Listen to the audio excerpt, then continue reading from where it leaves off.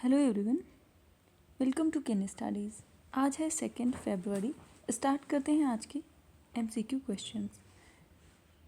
2 फरवरी की बात करें तो आज के दिन हम वर्ल्ड वेटलैंड डे मनाते हैं। इस वर्ष 2023 की थीम है it's time for wetlands restoration. Wetland convention की बात करें तो कन्वेंशन फॉर वेटलैंड कंजर्वेशन ये हुआ था रामसर, ईरान में इन ईयर 1971 और ये एग्रीमेंट इफ़ेक्ट में आया था 1975 में। भारत ने इसको ज्वाइन किया था 1982 में and there are more than 2400 Ramsar sites in the world. Bharat की बात करें तो टिल जनवरी 2023 भारत में 75 रामसर साइट्स हैं। स्टेट्स की बात करें तो सबसे ज़्यादा तमिलनाडु में रामसर साइट्स हैं, वहाँ पे 14 साइट्स हैं और उत्तर प्रदेश में 10 साइट्स हैं। इसके साथ ही अगर वर्ल्ड की बात करें तो सबसे ज़्यादा रामसर साइट्स यूनाइटेड किंगडम में है, 175 रामसर साइट्स हैं वहाँ पे। और फर्स्ट साइट की बात करें जो रामसर साइट घोषित की गई थी वो थी Cobourg peninsula of Australia in 1974। India का लार्जेस्ट वेटलैंड साइट है सुंदरवन वेटलैंड और स्मॉलेस्ट वेटलैंड साइट है रेणुका वेटलैंड। बढ़ते हैं आज के एमसीक्यू क्वेश्चंस की ओर। आज का फर्स्ट क्वेश्चन है which city is going to host national child science congress in 2023। आपसे पूछा जा रहा है राष्ट्रीय बाल विज्ञान कांग्रेस 2023 की मेजबानी निम्न में से कौन सा शहर कर रहा है। आपके ऑप्शंस हैं अहमदाबाद, मुंबई, बेंगलोर या कोलकाता। और आपका करेक्ट ऑप्शन हो जाएगा ऑप्शन ए। राष्ट्रीय बाल विज्ञान कांग्रेस का आयोजन अहमदाबाद में किया जा रहा है। Gujarat council on science and technology and Gujarat council of science city are hosting this congress and over 1400 delegates including child scientists, teachers, evaluators and government officials will attend this congress। बढ़ते हैं नेक्स्ट क्वेश्चन की ओर। Which country has defeated Belgium to win the FIH Men's Hockey World Cup 2023। आपसे पूछा जा रहा है अंतर्राष्ट्रीय hockey federation के पुरुष हॉकी विश्व कप 2023 में बेल्जियम को हराकर किस देश ने कप जीता है। आपके ऑप्शंस हैं ऑस्ट्रेलिया, जर्मनी, न्यूजीलैंड या ब्राज़ील। और आपका करेक्ट ऑप्शन हो जाएगा ऑप्शन बी, जर्मनी ने ये जीता है। इसके साथ ही बात करें तो this marks Germany's third hockey world cup title. Earlier they one the world cup in 2002 and 2006 और इसका आयोजन किया गया था भारत के ओडिशा में। बढ़ते हैं नेक्स्ट क्वेश्चन की ओर। Which of the following has been named country partner for bio Asia 2023। आपसे पूछा जा रहा है बायो एशिया 2023 के लिए देश को कंट्री पार्टनर नामित किया गया है। किस देश को नामित किया गया है। आपके ऑप्शंस हैं रशिया, यूनाइटेड किंगडम, इजिप्ट या यूएसए। और आपका करेक्ट ऑप्शन हो जाएगा United kingdom. So United Kingdom will be the partner country for Telangana's flagship pharma biotech event Bio Asia 2023 and this was announced by Jayesh Ranjan, Principal Secretary, Industries, Commerce and Information Technology। बढ़ते हैं next question की ओर। What is the theme of 31st Foundation Day of National Women's Commission। आपसे पूछा जा रहा है राष्ट्रीय महिला कमीशन के 31वें स्थापना दिवस की विषय वस्तु या थीम क्या है। आपके ऑप्शंस हैं सशक्त नारी, सक्षम नारी, सशक्त नारी, सशक्त भारत, सशक्त महिला या आत्मनिर्भर महिला। और इसमें आपका करेक्ट ऑप्शन हो जाएगा ऑप्शन ए, बी, सशक्त नारी एंड सशक्त Bharat. So President Draupadi Murmu will address 31st Foundation Day of National Commission for Women in new Delhi. और इस वर्ष की थीम है सशक्त नारी सशक्त Bharat. National commission for women की बात करें तो ये एक स्टैट्यूटरी बॉडी है of government of India and it advices the government on all policy matters affecting women. इसको इस्टेब्लिश किया गया था 31 जनवरी 1992 को। इसका हेडक्वार्टर न्यू दिल्ली में है और करेंट चेयरपर्सन है Rekha Sharma.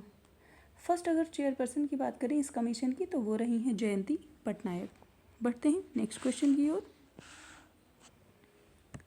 The tableau of which state has won the first prize at the 74th republic day parade. आपसे पूछा जा रहा है 74वें गणतंत्र दिवस के अवसर पर किस राज्य की झांकी को प्रथम पुरस्कार मिला है। आपके ऑप्शंस हैं महाराष्ट्र, उत्तर प्रदेश, गुजरात या उत्तराखंड। और आपका करेक्ट ऑप्शन हो जाएगा ऑप्शन डी, उत्तराखंड की झांकी को प्रथम स्थान मिला हुआ है। और उत्तराखंड की टैब्लो में शोकेस किया गया था states wild life and religious sites. इसके साथ ही सेकंड प्लेस पर महाराष्ट्र रहा है और थर्ड प्लेस पर उत्तर प्रदेश रहा है। अगर बेस्ट मार्चिंग कंटिजेंट की बात करें तो पंजाब रेजिमेंट को बेस्ट मार्चिंग कंटिजेंट का अवार्ड मिला है। बढ़ते हैं नेक्स्ट क्वेश्चन की ओर। Who has signed as the new brand ambassador of Puma India in January 2023। आपसे पूछा जा रहा है जनवरी 2023 में प्यूमा इंडिया के ब्रांड एम्बेसडर किन्हें हस्ताक्षरित किया गया है। आपके ऑप्शन है हरमनप्रीत कौर, निखत जरीन, परशुन जोशी या महेंद्र सिंह धोनी।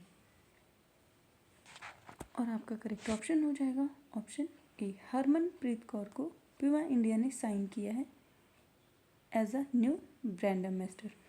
इसके अलावा अगर रिसेंटली अपॉइंटेड ब्रांड एम्बेसडर की बात करें तो निखत जरीन को नेशनल मिनरल डेवलपमेंट कॉरपोरेशन ने अपना ब्रांड एम्बेसडर बनाया है। इसी तरह उत्तराखंड स्टेट ने अपना कल्चरल हेरिटेज एम्बेसडर बनाया है प्रसून जोशी को। महेंद्र सिंह धोनी को ड्रोन स्टार्टअप गरुड़ा एरोस्पेस ने अपना ब्रांड एम्बेसडर बनाया है। इसी तरह अगर PR श्रेजेश की बात करें तो उन्हें केरला टूरिज्म ने अपना ब्रांड एम्बेसडर बनाया है। बढ़ते हैं नेक्स्ट क्वेश्चन की ओर।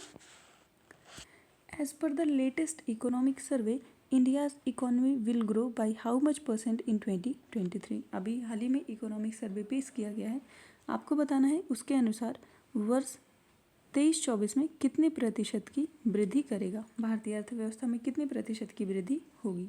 आपके ऑप्शन 6%, 6.5%, 7.5% या 7.2%। और आपका करेक्ट ऑप्शन हो जाएगा option B, 6.5%। So as per the economic survey 23 and 24, Indian economy will grow 6.5% in year 23 and 24 as compared to 7% in 22 and 23 and 8.7% in 21 and 22। बढ़ते हैं नेक्स्ट क्वेश्चन की ओर। Which of the following statement regarding the 8 core sectors of India are correct। आपसे पूछा जा रहा है भारत के 8 प्रमुख औद्योगिक क्षेत्रों के संबंध में निम्नलिखित में से कौन से कथन सही हैं। आपको 8 कोर सेक्टर से संबंधित करेक्ट स्टेटमेंट बताना है। आपका फर्स्ट स्टेटमेंट है they comprises nearly 40% of the weight of items included in the index of industrial production and IIP is an indicator that measures the changes in the volume of production of industrial products during a given period। Second, the industry having highest weightage in India's 8 core sector is refinery product। Third, base year for IIP is 2011 and 12। और आपका correct option हो जाएगा